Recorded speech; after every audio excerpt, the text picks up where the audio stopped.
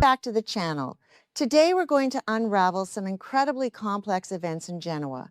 Rumors are circulating around the Newman family, but what's the truth? In this video, I'll summarize the plot points that will be revealed in the next episode. Stay tuned to see what happens. Welcome back to our channel, everyone. Today is a beautiful day to dive deep into the absolute madness that is Genoa City right now. We have so much to unpack today, and honestly, we just need to vent about the latest explosive drama. I cannot believe they are actually doing this with Nick Newman. I mean, are you kidding me right now? I am sitting here typing furiously late at night after watching the latest episode because my mind is completely blown and I just have to get this out of my system. Nick is seriously sitting there plotting a premeditated murder. Nick, the supposed golden boy of the Newman family, the moral compass of Genoa City. Wait, I'm getting ahead of myself. Let me take a breath and back up. But seriously, I have been watching this show for years, since 2015 at least, and we all know Nick has a massive hero complex, but this is crossing a massive, and crossable, dark line. He wants to permanently eliminate Matt Clark, like, dead, gone, 6 feet under, and I just have to ask, am I the only one who thinks Nick has completely lost his mind? I know some people are loving this dark, gritty Nick arrow, but personally, I am terrified for him. So we get this super intense, incredibly heavy scene at Crimson Lights with Nick and Sharon. And can we talk about Sharon for a second? Poor, sweet Sharon. She has been through absolute hell and back with Matt Clark. We all know the horrific, disgusting history there. Matt is a monster for what he did to her back in the day. The assault, the stalking, the psychological torture. But even Sharon, who has every single right in the world to want Matt wiped off the face of the earth, is looking at Nick like he has sprouted a second head. Nick is sitting there, totally paranoid, his eyes darting around, admitting that he spends basically all his time worrying about Matt being in Genoa City. He is exhausted from constantly looking over his shoulder. I get it, I really do. But to jump straight to I need to end him, that is some serious Victor Newman energy right there. Remember when Nick used to swear up and down that he would never be like his father? He used to judge Victor so harshly for his ruthless tactics and his willingness to play God with people's lives. Yeah, didn't work then either, and it's definitely not working now. Nick is literally morphing into the very thing he has spent his entire adult life hating. And it is so fascinating but also so deeply tragic to watch. He is telling Sharon, the mother of his child, the woman who knows his soul better than anyone, that he is sick and tired of Matt's games, and he just wants to handle it himself. By handle it, he means murder. He is casually discussing murder over coffee and pastries at Crimson Lights. I mean, who does that? Because here is the crazy, hypocritical part that Nick is conveniently ignoring in his little revenge fantasy. Matt saved his life, literally. A few weeks ago, Nick was dying on the floor from a massive fentanyl overdose. He was slipping away, and Matt Clark, the devil himself, is the one who called for help and did the first aid to keep him breathing. I mean, what kind of twisted irony is that? You want to kill the guy who just pulled you back from the brink of death. I know. Nick's logic is that Matt only saved him as part of some twisted, long-term ambush plan.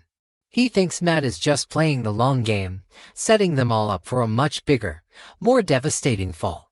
And honestly, I kinda see Nick's point. I hate to admit it, but I do. Matt is a certified psychopath. He ripped out his own breathing tube to frame Nick years ago. He blew up a gas station in Las Vegas. You can never, ever trust a guy like that, even if he claims he has amnesia or that he has changed. So part of me is yelling at my screen, yes, Nick, take him out, protect your family. But the other part of me is panicking like, Nick, you are gonna end up in a prison cell for the rest of your life and destroy everything you love. Nick is playing right into Matt's hands by letting the darkness consume him. Okay, back to the point. Let's talk about that absolute train wreck of a scene at the Shadow Room. Nick and Sharon go to visit Noah, and of course, they walk right into a massive, explosive physical confrontation. Noah is just completely unhinged right now.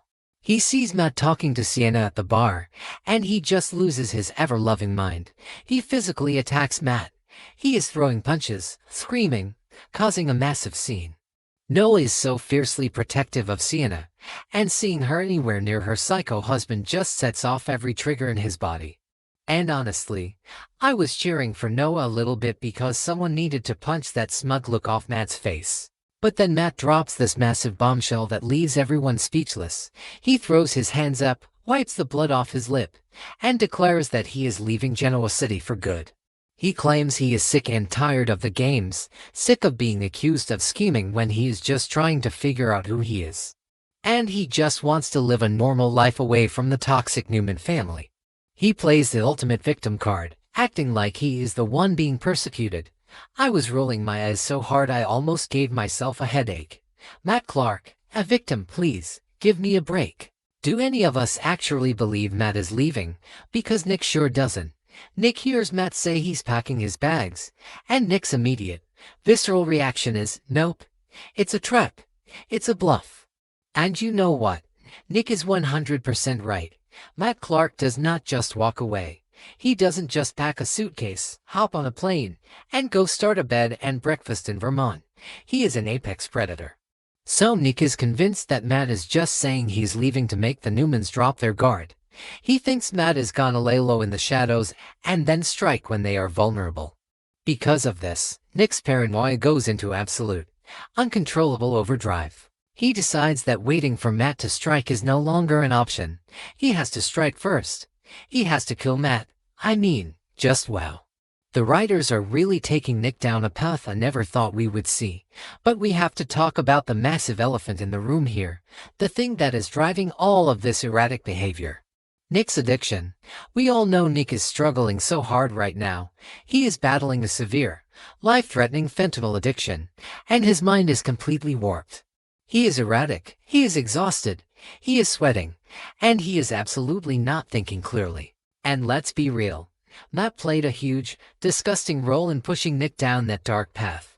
Matt literally locked Nick in a room in Vegas and fueled his addiction just to torture him.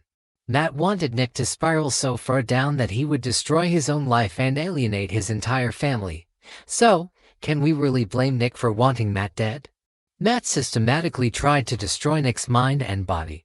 Nick is looking at Matt not just as a threat to his family, but as the literal demon that pushed him into the darkest, most humiliating abyss of his entire life. The trauma Nick is carrying is immense, and it is clouding every single judgment he makes. So Nick is sitting there, probably tweaking out of his mind on withdrawal or paranoia, thinking that killing Matt is the only way to save everyone. Nick has this massive hero complex. He always has. He thinks he has to be the white knight who sacrifices his own soul to protect Sharon, Noah, Summer, Faith, and everyone else. He is convincing himself that murdering Matt isn't a crime, it's a public service. He thinks he's falling on his sword to rid the world of a monster. But I am sorry, but murder is murder. If Nick actually goes through with this, there is no coming back. You don't just murder someone in cold blood and then go back to running your coffee house and smiling at family dinners like nothing happened. It is just so wild to watch Nick morph into Victor. Remember when Victor locked Jack in a basement with a doppelganger? Or when Victor paid Patty Williams to drug Jack on a yacht? Victor does this kind of stuff all the time, and Nick has spent his entire adult life judging Victor for it. Nick has always been the one on his high horse, preaching about morals and ethics, and doing the right thing. And now Nick is the one plotting a hit. The hypocrisy is just off the charts. But at the same time, I am so here for it because the drama is absolutely delicious. I am practically screaming at my TV screen every time Nick gets that dark, brooding, dangerous look in his eyes. And what about Sharon? What is she supposed to do with this terrifying information? She knows the father of her child, the man she still deeply cares for, is plotting a premeditated murder. Does she tell the cops? Does she tell Victor? Does she try to handle it herself and talk him off the ledge? Sharon is trying so hard to be the voice of reason, reminding him that Matt saved his life, but Nick is just not listening to logic. He is entirely consumed by his hatred and fear of Matt. And honestly, considering what Matt did to Sharon, part of me wonders if Sharon might secretly want Nick to succeed.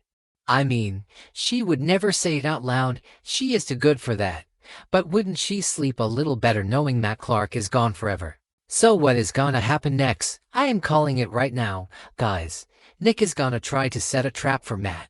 He is gonna try to lure him somewhere isolated, maybe back to Vegas or to some abandoned warehouse in Genoa City, and try to finish the job. But Matt is always 10 steps ahead. He always has been. Matt is gonna figure out what Nick is doing, and he is gonna flip the script. I am terrified that Nick is gonna end up getting himself killed, or worse, he's gonna accidentally hurt someone else in the crossfire. What if Noah gets in the way trying to protect Sienna? What if Sharon tries to intervene and gets hurt? Nick is playing a very, very dangerous game with a guy who literally has nothing to lose. And let's just play devil's advocate and say Nick actually pulls it off. Let's say he kills Matt Clark. Then what? Does he cover it up? Does Victor have to step in and hire a cleanup crew to hide the body? Oh my gosh, can you imagine Nick having to go to Victor, his tail between his legs, and beg for help to cover up a murder? That would be the ultimate defeat for Nick. He would be forever indebted to his father, and Victor would hold it over his head until the end of time. It would completely destroy Nick's independence and his moral superiority. I am telling you, the writers are setting up something massive here, and I am both terrified and incredibly excited to see how it all unfolds. I just had to get all of this out of my system because I am so emotionally invested in this show. I have been watching these characters for decades, and seeing Nick Newman cross over to the dark side is just monumental television. I know some people on the forums are hating this storyline and saying it's completely out of character for Nick, but honestly, addiction changes people. Trauma changes people. Paranoia eats away at your soul. And Matt Clark is a walking, talking trauma machine who ruins everything he touches. Nick is a broken man who is backed into a corner, and a cornered animal is the most dangerous kind of animal. I am gonna be glued to my screen all week because this is soap opera gold. Do you guys agree with me? Is Nick justified in wanting to protect his family, or is he completely losing it and becoming the villain? Let me know, because I feel like I am taking crazy pills watching all this go down.